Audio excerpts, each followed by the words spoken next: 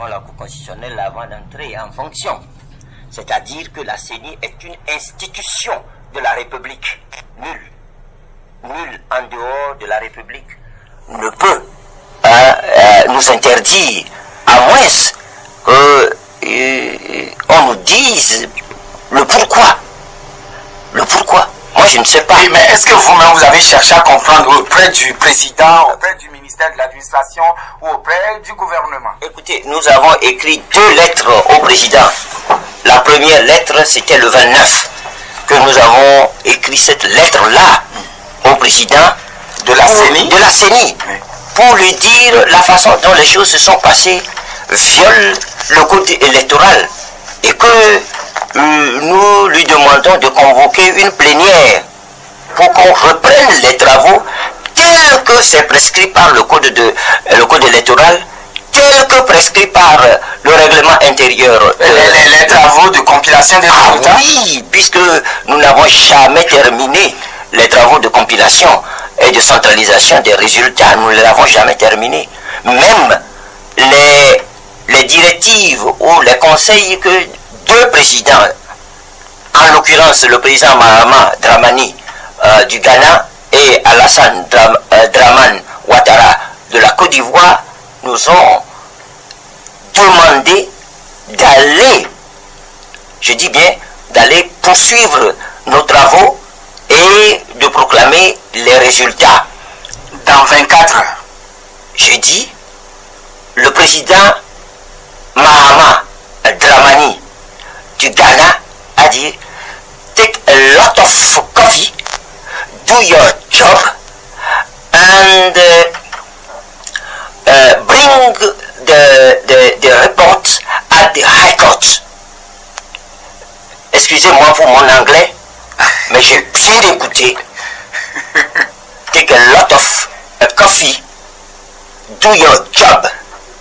Donc, il faudrait que vous veillez la nuit pour pouvoir bien travailler. Et puis, sinon, au sortir de cette réunion, ou disons à la sortie donc de cette rencontre, vous étiez à côté du président de la CENI quand il nous accordait l'interview que les présidents les auraient instruits, vous aurez instruit, puisque vous étiez 4 dans la délégation, de tout faire pour proclamer les résultats le lendemain, c'est-à-dire le jour d'après. Ah oui, vous avez bien compris, mais j'ai encore dans ma tête les mots que le président de la CENI a dit à vos micros. Les 2 présidents nous ont donné des injonctions. J'ai un peu tiqué lorsqu'il a dit des injonctions. Parce que nulle part, durant tout l'entretien avec les 2 présidents, il n'a jamais été question d'injonction. Vous avez compris que le président Mahama, avant de partir à l'aéroport, a fait une interview à la presse et il a dit clairement qu'ils n'ont jamais donné d'injonction. Les bandes sont là, vous pouvez les visiter, je n'invente absolument rien. Maintenant, je voudrais revenir sur notre interdiction d'accès à la CENI. La première lettre que nous avons envoyée le 29, nous n'avons pas eu de réponse. Et c'est fort de cela que nous avons dû rendre public les résultats que nous avons à notre possession. Mais nous avons écrit une seconde lettre au président de la CENI. Et cette lettre date du 4 mai 2005. 2015, toutes mes excuses, où nous invoquions l'article 17 du code électoral. Si vous me le permettez, je vais lire in extenso, c'est pas long.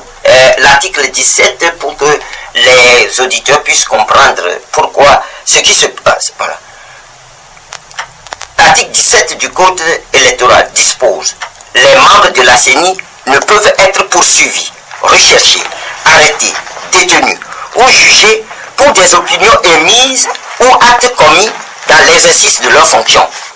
Pendant la durée de leur mandat, les membres de la CENI ne peuvent être arrêtés ou poursuivis que pour les crimes ou délits dont ils se rendaient coupables dans l'exercice de leurs fonctions et non rattachables à celles-ci. Voilà l'article 17 in extenso. Donc une sorte d'immunité qui vous protège. Nous avons l'immunité dès lors que nous avons prêté serment devant la Cour constitutionnelle, nous avons l'immunité. Et ça, c'est la loi qui nous le confère. Mais nous ne comprenons pas. Vous comprendrez que lorsque le jeudi,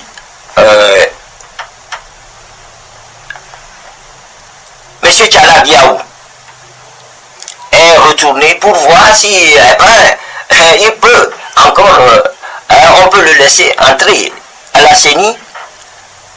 C'était toujours l'interdiction. Il a voulu en savoir plus. Il s'est approché derrière, il dit mais pourquoi? Et on lui a dit que l'ordre venait de M. Pachak Takouda, qui est le secrétaire administratif permanent, c'est-à-dire un employé de la CENI, qui donne des ordres pour arrêter la République. Nous n'avons pas compris. Et c'est pour cela que nous avons écrit au président pour savoir est-ce que c'est vrai que M. Pachak Takouda a donné ces ordres-là à toute la République. Si c'était dites-vous à toute la République. Mais oui, nous sommes à la CENI par la loi, par la volonté de la République, puisque nous avons prêté serment et acte nous a été donné. Nous avons les documents y afférents. Donc, vous comprendrez, si on nous interdit à ça, on interdit à certains membres de la CENI l'accès de notre institution, vous comprendrez aisément qu'il y a beaucoup de choses qui se trament. Et vous devez comprendre pourquoi on a donné les résultats à la WISAD. Des résultats que nous n'avons pas compilés.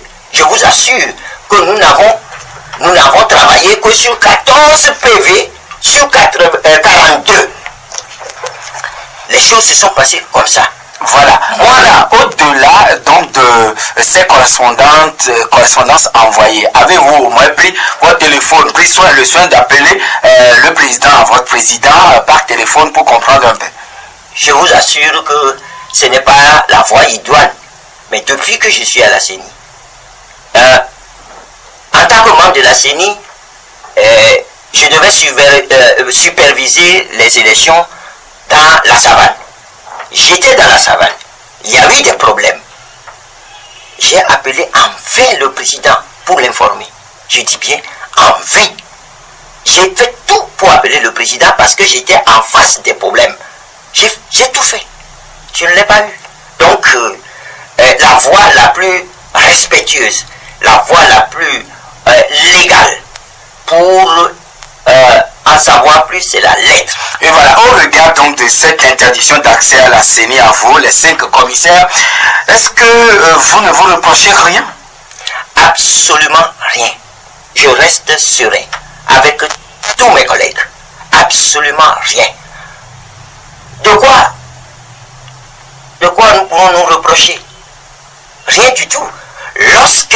Si je me suis amené à vous poser cette question, c'est parce que vous travaillez ensemble dès le départ et subitement on vous interdit d'accès donc à cette structure. Vous devez comprendre, vous avez un bureau. Vous devez comprendre que lorsque le président de la CENI est allé, sans nous avertir, proclamer des résultats que nous n'avons pas.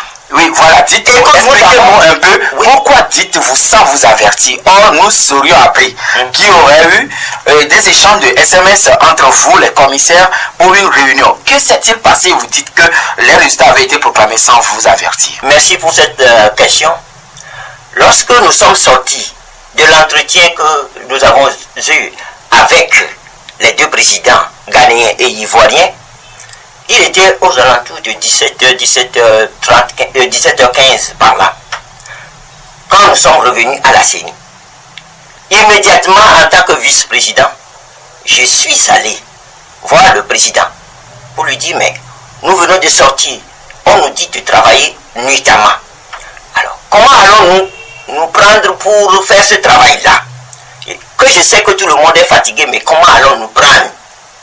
Le président m'a dit textuellement ceci: j'ai déjà donné l'ordre au premier rapporteur de convoquer une plénière pour 18h30.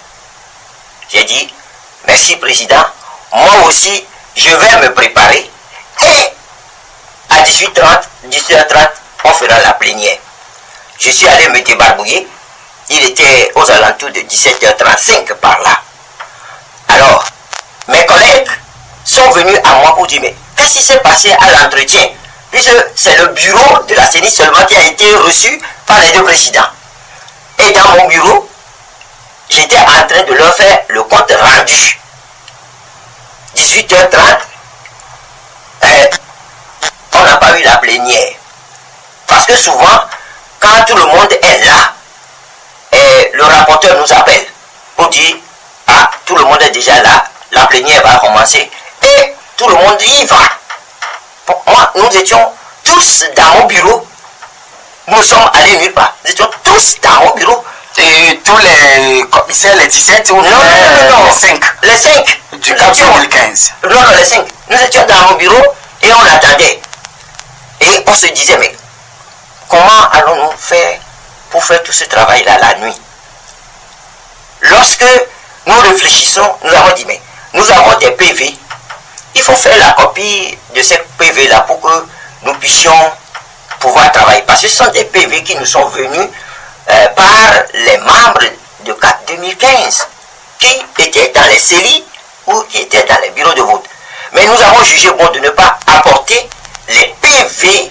Vous-même, vous avez compilé. Ah oui, au niveau de la plénière. Oui, oui. Non. Donc, M. Atanti allait au secrétariat pour faire la photocopie de ces PV-là lorsqu'il a découvert que le président était en direct sur le plateau. Ce qui est totalement ubuesque. Je suis membre de bureau. Si les plateaux, on doit aménager un plateau à la CENI pour faire un direct, la moindre chose c'est que le président m'avertisse. Oui, mais est-ce que vous avez une prérogative, disons, le règlement intérieur de votre de la CENI vous confère une prérogative particulière pour que le président vous informe seul? Tout ce qui doit être dit au nom de la CENI, c'est la plénière qui prend la décision. Aucune plénière n'a siégé pour demander au président, M. Tafatabiou, d'aller sur un plateau en direct et dans l'enceinte même de la CENI, au moment où à 18h30 nous devons commencer une plénière pour terminer le travail qui nous est assigné. Non. On l'a découvert sur le plateau. Mais et sur le plateau, est-ce que c'était pour aller proclamer les résultats? Ah ben oui, je vais vous le dire. Ah ben oui. Je ne le dirai pas assez. Lorsque, vers 17h35, j'étais allé dans le bureau du président pour savoir comment nous allons travailler, il y avait un autre commissaire avec le président. Et j'ai bien entendu distinctement le président dire, est-ce que tout est OK? Il a dit oui, tout est OK. Ce commissaire-là, je tiens son nom pour le moment, mais je vais vous dire que le président lui-même au plateau a textuellement dit qu'il allait proclamer le résultat cette nuit-là. Vous venez de le dire. Il avait déjà dit que les résultats, on allait le proclamer au sortir de chez les présidents. On allait le proclamer le lendemain. Au plus tard le lendemain. Au plus tard le lendemain. Mais on n'a même pas commencé le travail. Il est sur le plateau en train de dire qu'il va proclamer des résultats qu'il n'a pas. C'est à ce moment-là que nous sommes dit, mais qu'est-ce qui se passe? Il faut aller en savoir plus. Mais vous entrez dans la salle de plénière, la salle est préparée pour la plénière. Elle était fermée. Nous avons dû pousser la porte pour entrer. Et on découvre le président sur le plateau en train de dire qu'il allait proclamer les résultats. Vous voyez vous-même que c'est un président, je suis monté immédiatement sur le plateau. Pour dire, est-ce que ce n'était pas la scène similaire que Damana Pikaf avait fait en Côte d'Ivoire? Moi, je ne sais pas, je ne veux pas parler de Côte d'Ivoire, je veux parler du Togo. Oui, non, si je suis en train de oui, je veux parler du Togo. Alors, j'ai interrogé le président pour dire, mais sur le plateau, mais président, qu'est-ce qui se passe? Est-ce que c'est la plénière que vous avez convoquée que nous sommes en train? C'est ça, la plénière? Oui, mais M. Pedro, oui, est-ce que vous ne pouviez pas rester au niveau du côté de la régie et faire signe pour qu'on interrompe et puis pour que vous puissiez comprendre, chercher à comprendre un peu? Comment voulez-vous que je me mette? Nous travaillons pour la République. Et tout doit être su par la République. J'ai fait ce que je devais faire en homme normal et en homme simple. C'est ce que j'ai fait. Et j'ai entendu dire que c'est une scène désolante. Je laisse ceux qui font ce commentaire-là de le faire. Ça peut m'en chaud pour ça. Mais j'ai fait en homme normal ce que je devais faire lorsque, à maintes reprises, le même jour même au matin, le président est allé donner des résultats partiels alors que la plénière ne lui a pas donné l'autorisation. Ce que nous lui avons reproché le matin. Et le soir, il fait la même chose. Vous savez que nous fassions pas. Et maintenant, les résultats ont été proclamés, ces résultats ont été confirmés par la Cour constitutionnelle, le nouvel élu a prêté serment. Mais que reprochez-vous encore à ces résultats? Puisque je dois me poser cette question parce que vous posez cette question tant pour moi parce que vous aviez proclamé d'autres résultats en parallèle à ce que la CENI avait proclamé. Entre nous, la Cour constitutionnelle, dites-vous, a confirmé ces résultats. Prenez les résultats que la Cour constitutionnelle a proclamé. C'est la haute cour, hein? Et prenez votre calculette. Faites le calcul. Vous allez voir que rien ne tombe. Absolument rien ne tombe. Rien, absolument. Eux-mêmes, ils ont dit que c'est 98 quelque chose %. On fait des élections et la haute cour dit que non, on a fait des cinémas. C'est elle-même qui a dit ça, c'est pas moi. Maintenant, quel est le résultat que la Cour constitutionnelle a proclamé? Des résultats que la CENI n'a pas compilés. La CENI ne l'a pas fait. Mais c'était reconnu par les chefs d'État et par les observateurs que les travaux traînaient à la CENI. Mais pourquoi les travaux traînaient? C'est parce que dès lors que nous avons commencé la centralisation des résultats, le premier PV qui est venu, c'est Agnier. Nous avons essayé de suivre. Aucun chiffre ne concordait sur ce PV-là. Et nous avons dit, mais c'est pas normal que les chiffres ne concordent pas. Lorsque vous additionnez les voix de ceux qui ont émargé sur la liste électorale dans les bureaux de vote, plus les voix des votants par dérogation, plus les voix des votants par anticipation, vous trouvez un autre chiffre que le chiffre qui est sur le PV. Mieux, le suffrage exprimé mis sur le PV, lorsque vous faites la somme des voix obtenues par chaque candidat, vous ne retrouvez pas le suffrage exprimé, le suffrage total exprimé.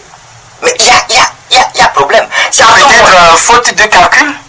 Bon, disons que pour le premier PV, c'est une erreur matérielle. Sur 14 PV, on a mis la même chose.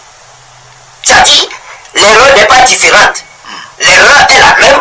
Les chiffres, aucun chiffre ne concorde. Il y a incohérence totale. Nous avons dit dans ces cas-là, ce n'est plus normal.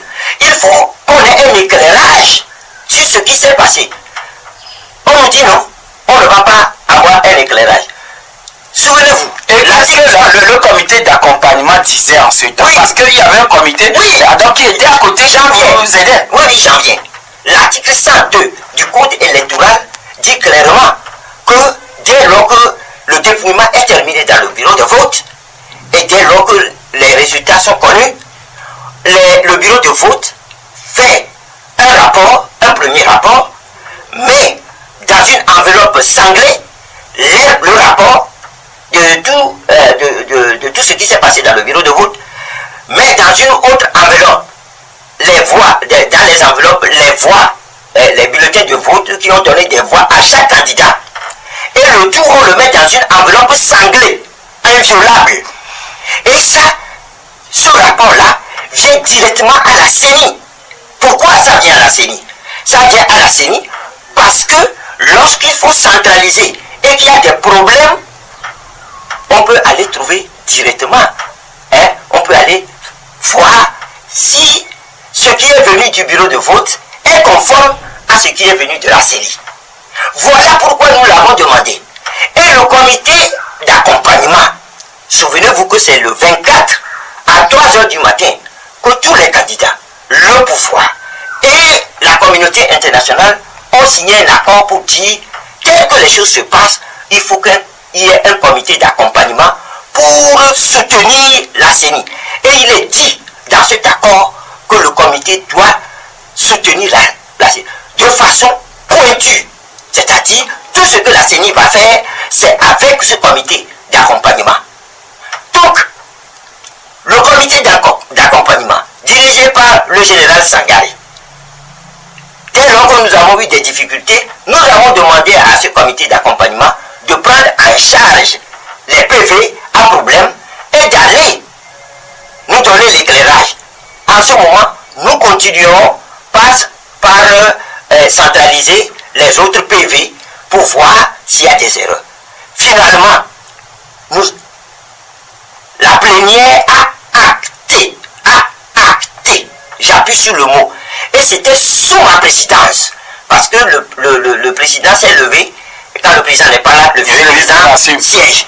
Donc c'est sous ma présidence que la plénière a accepté que les PV à problème, on puisse les remettre au comité d'accompagnement pour que le comité puisse aller chercher dans les données de la CENI, les données qui sont venues à la CENI pour nous éclairer.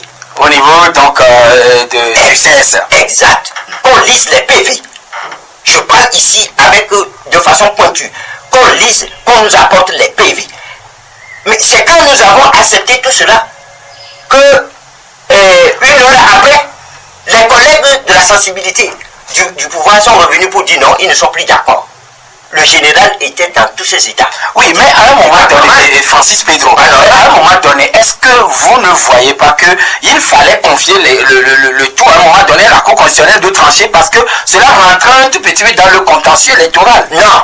La Cour constitutionnelle, est-ce que la loi permet à la CENI de fouiller les bulletins de vote et tout pour savoir ce qui est fait ou carrément c'est à la Cour que ce relais dévolu? La Cour constitutionnelle n'a pas les prérogatives de la Cour, ce n'est pas pour faire le décompte des voix, mais vérifier. Non. Je vais vous le dire. La directive que nous avons adoptée à la CENI pour la centralisation, il était dit dans cette directive que lorsqu'il y a problème, nous allons vérifier. Et que cette directive dépasse la loi. Mais oui, cette directive est la loi. La CENI, nous avons, dès que nous émettons une directive, c'est la loi. Nous sommes une institution de la République. Passons. J'ai même demandé dans la salle pour qu'on nous apporte un dictionnaire pour qu'on puisse savoir la quintessence, l'étymologie du mot vérifier. Voilà, maintenant les résultats ont été proclamés et vous aussi, vous en personne, vous avez aussi proclamé un résultat sur la base de 26 CELI que d'aucuns considèrent des CELI majoritairement de la partie sud. Et vous proclamez M. Fabre comme étant le vainqueur du scrutin. D'abord, est-ce que les CELI, disons les résultats que vous avez proclamés, avaient été certifiés par X ou Y ou bien c'est vous-même qui les avez proclamés?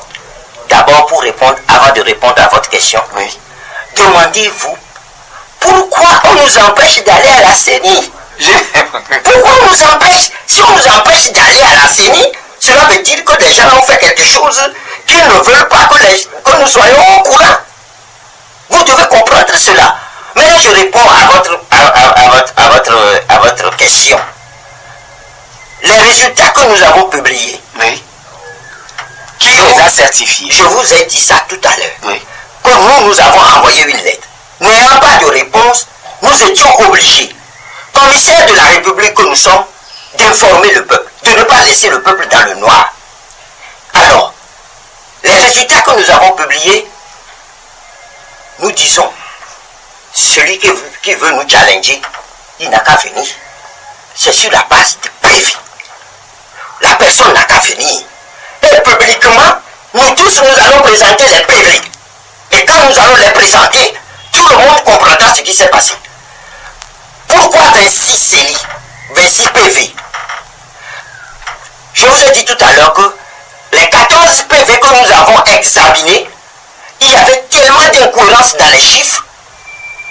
Je veux citer, pour illustration, la série BINA, c'est-à-dire le PV de la BINA. Oui, et vous aviez fait une interview, une déclaration à la presse à l'époque, nous l'avions passé, tous les Togolais qui sont à l'écoute maintenant l'avaient suivi. Je veux également citer Kéran. C'est deux exemples au hasard. Dans la Kéran, lorsque le président, le vice-président, le rapporteur sont venus, ils ont présenté leur rapport. Et nous leur avons commencé par poser des questions. Mais pourquoi ça? Mais pourquoi ça? Quand nous avons commencé par poser la question, le président de la série Kéran nous a dit textuellement ceci. Ah, s'il y a un problème dans les chiffres, c'est parce que dans des bureaux de vote, nous avons trouvé des bulletins de vote autres que les bulletins qui ont servi. C'est-à-dire des spécimens. C'est ce que vous avez appris nous aussi. Et qu'est-ce qui se passe là? Et pourquoi le vice-président n'a pas signé le PV? Il dit, ah bon, le vice-président a refusé. Mais vice-président, pourquoi tu as refusé de signer le PV? Le vice-président s'est mis à nous raconter, à nous donner le film, point par point, tout ce qui s'est passé. Au niveau de la cellule, il y a un rapport que le vice-président a rédigé et a envoyé à la CENI et que nous détenons aujourd'hui. Nous mettons ce rapport-là à la disposition de tout le monde. Voilà. Maintenant, pourquoi, tel que vous le dites, les observateurs tant nationaux qu'internationaux n'ont pas constaté ces faits et que jusqu'à aujourd'hui, ils ont tous unanimement salué le déroulement du scrutin et d'ailleurs ont déjà félicité le président nouvellement élu. C'est le drame du Togo. Du Togo? Oui, c'est les observateurs internationaux. Je dis, c'est le drame du Togo. Je remercie le peuple togolais. Toutes les élections qui se sont passées depuis 1998 jusqu'à ce jour, le peuple togolais vote correctement, sans incident. Mais c'est au finish que nous ne trouvons plus les observateurs. Lorsque on bourre les yeux, on ne les voit pas. Lorsque on traficote les PV, on ne les voit plus. Lorsque on fait des manigances, on ne les voit plus. Oui, mais je vous donne un exemple, non? On vous dira que où sont alors les preuves de ce que vous avez le plus souvent? Mais nous avons les preuves, cette fois-ci, de ce que nous avançons. C'est pourquoi nous disons que tout le monde s'asseye. Nous soyons aussi en face et que chacun apporte les preuves matérielles. En tout cas, voilà, M. Fognassi est réélu et il a prêté serment lundi passé et le 16, selon nos informations, il va être officiellement investi en présence de beaucoup de chefs d'État et des missions diplomatiques. Alors, je vous dis, entre la prestation et l'investiture, quelle est la différence? De toute façon, c'est ce que nous avons appris. Mais il y a un auditeur ou deux qui veut vous poser quelques questions pour que nous puissions boucler. Allô? Allô, bonjour, monsieur Jachem, oui. Bonjour, monsieur Pedro. Oui, monsieur Cadeau, la question directement. Oui, d'accord. Bon, une éclaircissement, je crois que monsieur Pedro a affaire avec Tabi et non à la régie, parce que c'est Tabi qui appelait la régie. Ok, mais maintenant, monsieur Pedro, je vois que il n'y a pas une main noire dans tout cela, la France par exemple. Bonne journée. D'accord, il va répondre tout de suite. Le deuxième intervenant en ligne sur le 22 21 80 99 92 02 83. Allô? Allô, Jean-Yves, c'est oui, Jean-Yves. Jean-Yves, la question. Bonjour, messieurs. Bonjour. Mais bon, tout ce que le vice-président de la CENI vient de dire, mais je me demande pourquoi ils n'ont pas regroupé tous ces preuves pour les déposer comme recours auprès de la Cour constitutionnelle. D'accord. Il va vous répondre tout de suite. C'est le dernier maintenant qui est le troisième intervenant. Alors, on me fait signe que c'est fini, puisque le temps aussi est en contre nous. Alors, est-ce qu'il y a une main noire tapie dans l'ombre derrière tout ce qui se passe dans le pays, et notamment la France, selon Gado? Je ne veux pas toiser un pays ami.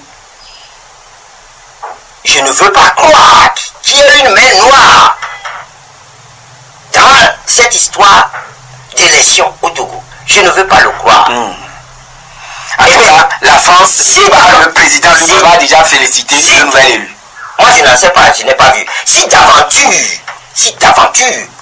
il y a une complicité, ou bien il y a un complot contre le Togo, je le dis, je le répète, mais tout le monde sera face à ses responsabilités.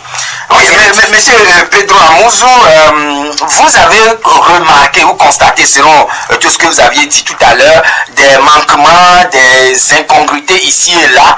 Mais est-ce que c'est pas curieux que vous n'ayez pas, notamment le candidat Jean-Pierre Fabre, n'ait pas déposé de recours à la Cour constitutionnelle? Il n'y a rien de curieux en ça. Une Cour constitutionnelle responsable devait déjà se poser des questions, puisque elle a dit qu'elle a envoyé des délégués dans chaque bureau de vote. C'est ce que la Cour a dit. Qu'est-ce que ces délégués lui ont dit? Ça devait déjà l'interpeller. Maintenant, secondo, la Cour constitutionnelle ne pourrait pas ignorer les incidents qui se sont passés à la CENI.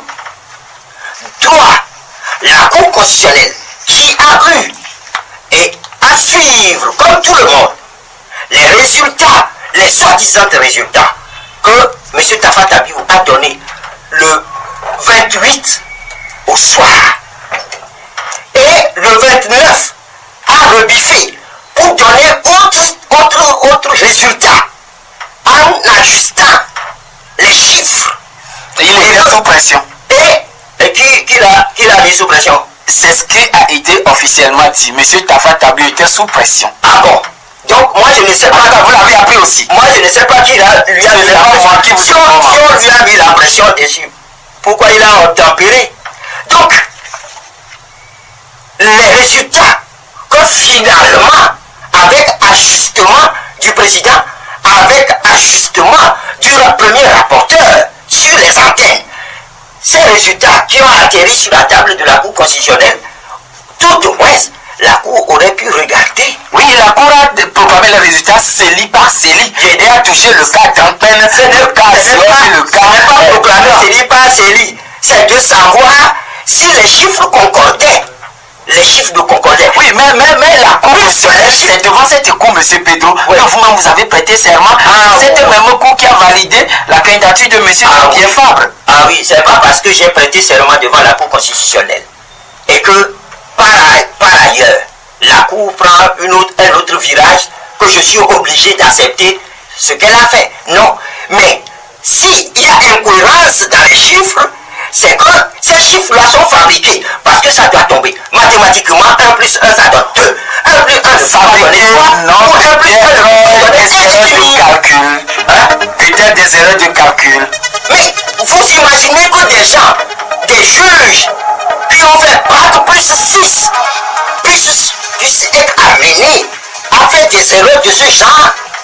De grâce, je dis et je répète, en ma qualité de vice-président de la CENI, je dis, il faut que le président vienne s'asseoir.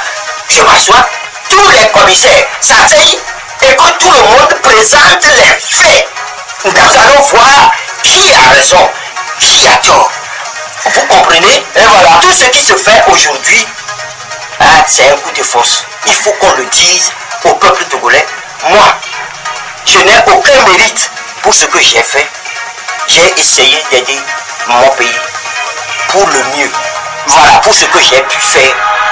Je demande aussi pardon pour si j'ai choqué des gens. Non, je ne pouvais pas faire autrement. Mes collègues et moi, nous ne pouvons pas faire autre chose que ce que nous avons fait pour montrer à la face du monde que ces élections-là sont sorties, sont tout autre que transparentes et équitables. En tout cas, et voilà, c'est votre point de vue, c'est votre position, mais les observateurs internationaux et nationaux n'ont pas constaté ou vu les choses de cette manière. Et voilà, des choses pas et voilà. Et merci donc Francis Pedro Amouzou d'être passé dans cette émission pour pouvoir nous donner votre part de vérité également. Merci à Asco et bonne journée à toutes et à tous.